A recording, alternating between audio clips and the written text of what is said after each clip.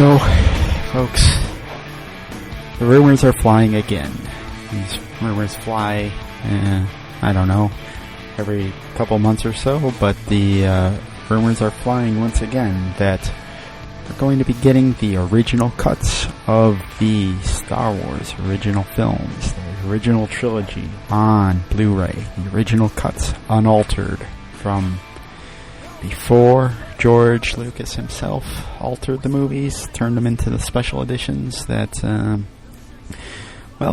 rumors are flying that we're going to finally get those on Blu-ray, or however they're going to be released. And I only bring this up, I try to ignore these rumors mostly because it seems that they originate, I don't know where from, but they seems like a logistical nightmare to get these films to be released in this format. George Lucas himself said that the original films themselves are in such poor condition that they can't be re-released in their original form. There's also some questions as far as who owns these films. Fox still owns the original film, Star Wars, in its original form, while Disney owns the other films. So getting the companies to agree on re-releasing these would take some doing.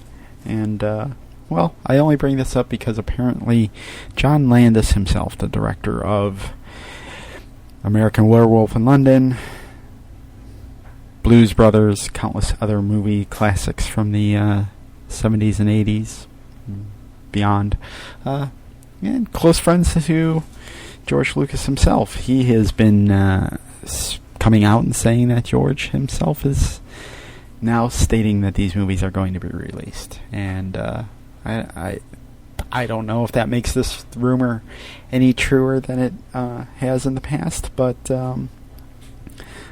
it's interesting that some bigger sites such as, MakingStarWars.net, AVClub.com, they're now actually reporting on this. So does that add to the validity of these rumors? I don't know. Will we ever see these? Well, there's still fans out there that are clamoring for these unaltered films. So the money's there, just waiting. It all depends on Disney and Fox, if they want to do it or not. Me personally, you can go back some episodes ago to our episode about the changes to the films and what we feel about them. So I don't know. I think anytime there's a re-release of the films, whether they're altered or not, people are going to buy them. I'll probably buy them. So we will see. We will see if that happens. But the rumors are flying, and I don't know what to make of them. But there you go. All right, folks. Who am I? This is Ron. This is Delusions of Granular. Every week we talk about a Star Wars subject. Get granular with it. You can find all of our episodes at delusionsofgranular.com. Just click on any of our covers for each episode, and you'll be able to listen to them however you want. You download them, or you can subscribe to us on iTunes, Stitcher, or you can follow us on the social media on thefacebook.com, or you can follow us at Twitter at SWDog77, or if you want to leave your feedback on the show, give us a call, 651-337-9364, or shoot us an email at swdog77@gmail.com. Alright, folks, as you know, if you've been listening to the last several episodes, I've been talking a lot about the books, the new canon that was released on Force Friday. Aftermath, the young adult books, and, books I haven't even gotten to yet, like Lost Stars, right?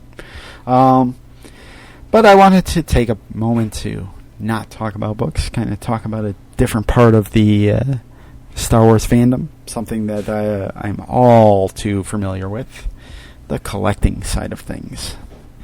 That's right, folks.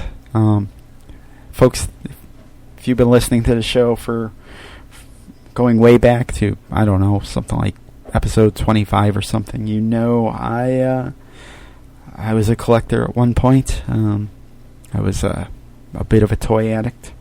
And, well, I like to say I'm a recovering toy addict. I no longer have that itch to go out and buy every single piece of Star Wars merchandise that's out there, but you may be saying, well, but you were out on Force Friday, you hung out, you waited in line, you bought Force Awakens merchandise. That's right, folks, I did. I had a slight relapse, but well, I like to say that I didn't fall off the wagon completely. I only bought a few things, and I didn't go crazy like some folks did. But my sobriety has been tested in the last 24 hours. That's right. As some of you also know, my uncle, also a Star Wars collector in his own right, he invited me to a toy convention that I had not gone to in, I don't know, 10 years or so. Some of you are saying, well, what is a toy convention? I don't know how familiar you are. I don't know how prevalent toy conventions are across the United States. I don't know how prevalent they are across the world. I know I have some listeners overseas.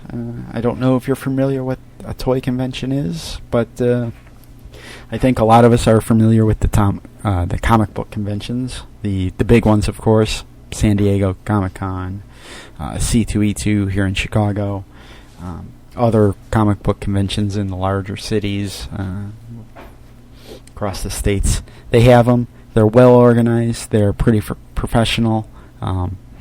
There's a lot of things fans can see, not only just buying merchandise, but a lot of us celebrate our fandom in different ways by dressing up as our favorite characters, or playing some of the tradable card games that are out there, what have you.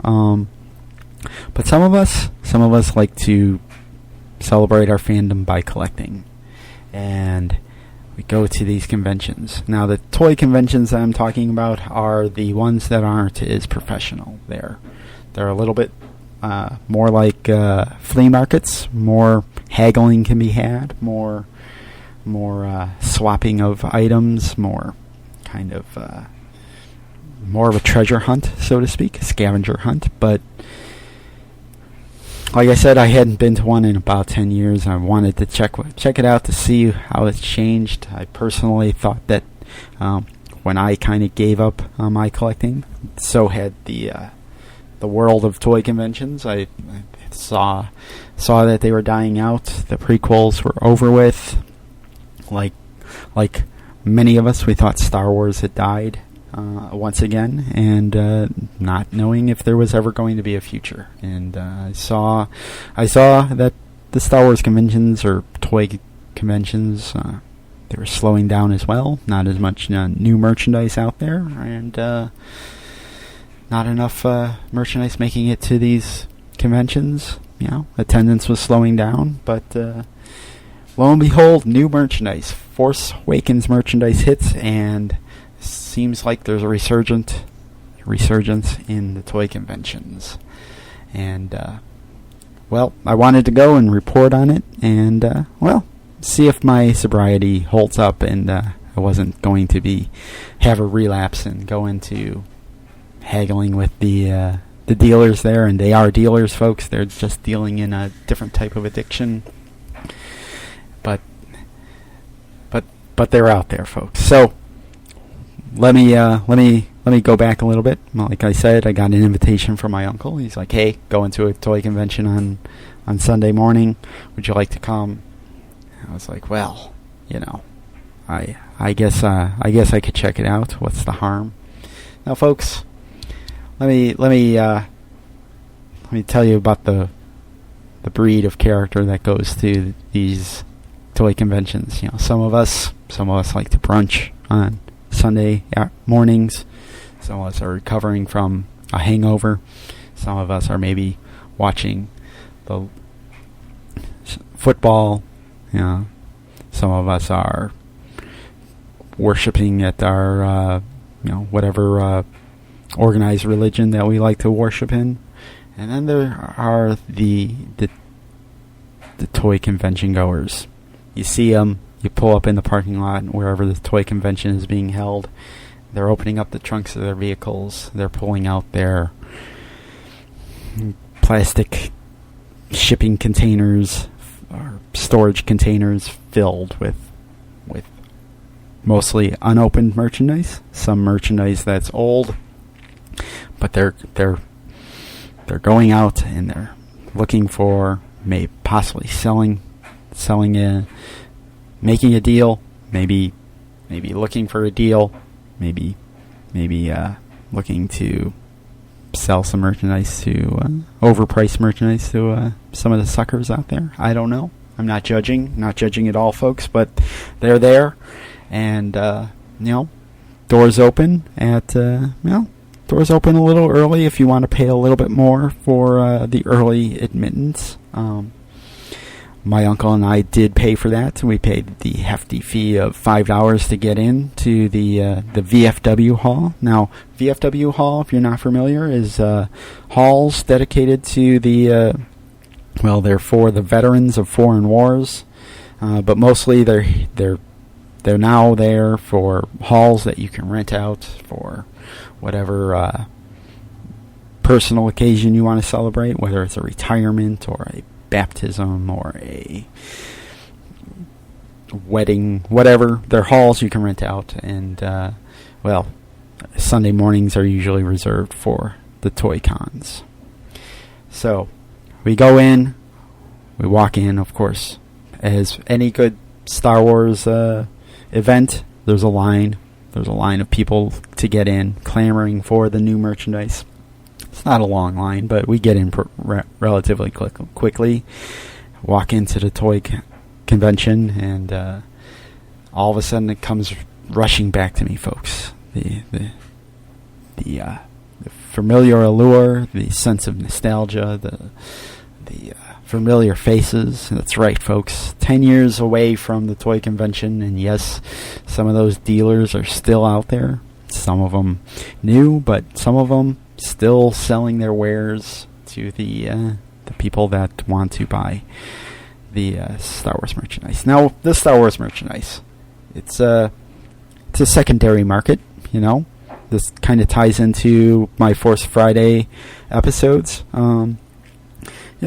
These dealers, they go to the stores and they tend to buy up the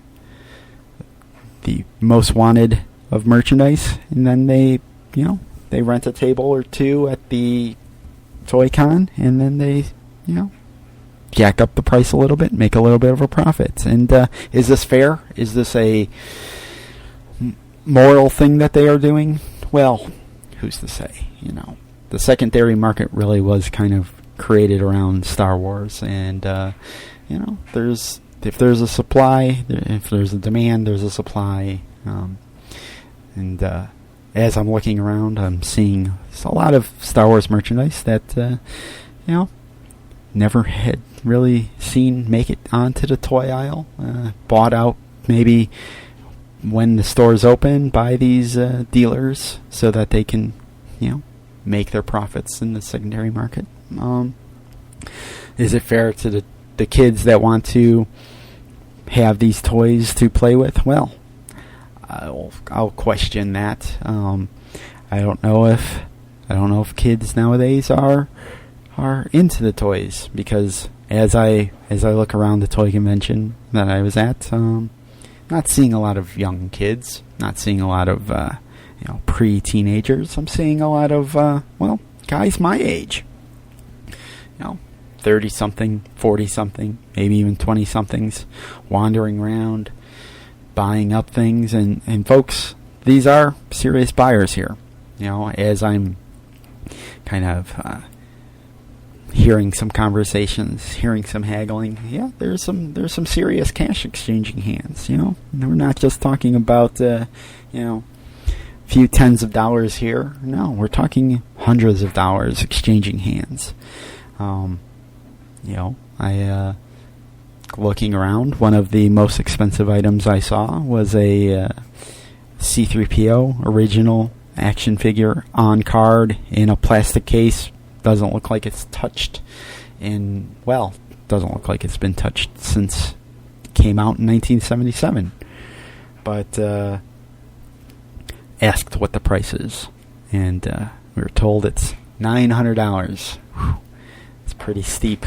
Not something my uncle and I could afford, but so we had to let that one pass. And as I'm walking by, I was kind of whisper to my uncle, I don't know. That looked a little too pristine. Didn't look like the card had yellowed at all. Didn't look like it aged at all. Sometimes some of these older toys, the plastic bubbles that the action figure is in tends to yellow. This didn't have any of that, so I question the validity. Is this a forgery? Is this a fake?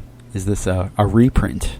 Something that came out that this dealer, I've been using the term toy con as to refer to toy convention, but maybe it doesn't refer to a toy convention. Maybe it refers to the toy con artist. Maybe he's trying to make a quick profit off of something that's not valid. There's nobody there that's can prove the validity of these toys. The age, their worth. Basically they're worth whatever they can get for it. So somebody wants to drop $900 on a figure that they think came out in 1977, but maybe didn't come out until a decade or two later. Well, it's worth $900 to them, then so be it. But from my memory, going to these shows when I was 10, 15 years younger, it didn't seem like there was as much of a risk back then. It didn't seem like the fakes, the forgeries were out there. But, times have changed, apparently. I'm not saying that this guy was a crook. I'm not saying what he was doing was wrong. I'm just saying beware. If you're looking to buy up the old, original Star Wars merchandise, be careful. A lot of these toys, they have aged. And if you think you're going to find something in pristine condition, well, possibly it's not actually in its it's not actually from the original run. So did I fall off the wagon? No, folks, I did not. I managed to escape without dropping any hard-earned cash. I actually was more impressed with some of the custom-made figures that were out there. Yes, folks, that's also something that you can find in these toy cons, not just the original figures, not just the figures that are still on cards, but some of the artisans out there that are taking some of their figures and making customs out of it. And I gotta say, the professionalism of these figures is pretty good. Some of the figures I saw were figures from the EU, from figures from the video games that I know that they never released. These are pretty minor characters, but they're there and they're out there, and people are making characters for them. So, so be it. I know that there's a Black Series Boba Fett that was released. I think it was exclusive to Walgreens stores. It was the original prototype, all white Boba Fett. That was actually legitimately produced, and it looks like some of these artists out there are taking that and repainting it in different forms of Boba Fett. Saying that it's prototypes, and I'm not besmirching them whatsoever. they're doing quality work, and they're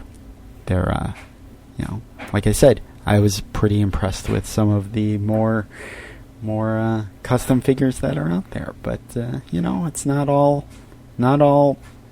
originally produced figures that are out there. There's some custom jobs going on. So what else do we see at these comic book toy conventions? Well, there are some comic books out there. There's some long boxes that are worth going through. Some of the deals are pretty good.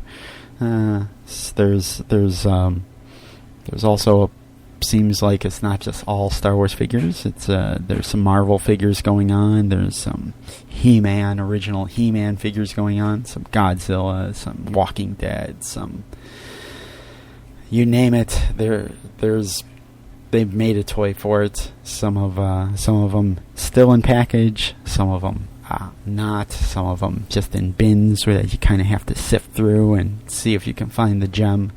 But I have to say, as an original collector of the original toy line, some of the harder to get figures are few and far between.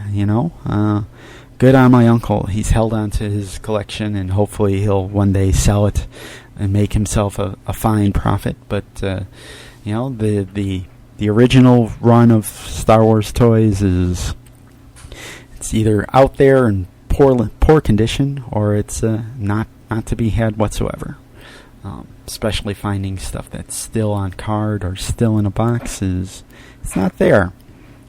But my uncle, as he is very much a collector and very much has a good eye for stuff, was able to pick up a carded Princess Leia in her Endor outfit from the original run, and he got a pretty good deal on it, and as well as a Darth Vader speakerphone from 1983. And deals are to be had. Like I said, I walked away without anything, but other than a handful of flyers for the next show, the next upcoming toy conventions, and I imagine that they're only going to get more and more crowded as they get closer and closer to The Force Awakens. But yeah, so that's something I just wanted to kind of report on, kind of break up my episodes on all the new canon that's being released, and just talk about the other fans that are out there, the toy collectors, the toy dealers, and the toy conventions themselves. So, folks, I'd love to hear from you guys and your experiences with toy conventions. Are they in your local town? Do you go to them? Do you go to the local swap meet or flea market? Are you on the hunt for the original figures? And if so, how much are you willing to pay for an original Darth Vader or Luke Skywalker mint on card? Is it something worthwhile, or is it just something that the original fans, the 40-year-olds out there that still are interested in this? I don't know. Very curious, folks. Love to hear your feedback on this. And if you write in or call, I will definitely use it on the show. So yeah, tell me, is this something that happens overseas? Is this something that happens all across America? Is this something that's going on in Canada? Not sure, but in my town, in the suburbs of Chicago, it's something that happens, and it's something that happens almost as a tradition. There's new Star Wars merchandise. There's a new toy convention out there, and folks willing to spend money on stuff that they just can't find in the stores anymore. So, all right, folks, I'll be back next episode with more Star Wars talk. Maybe not this grandeur with the toy talk, but until then, folks, stay granular.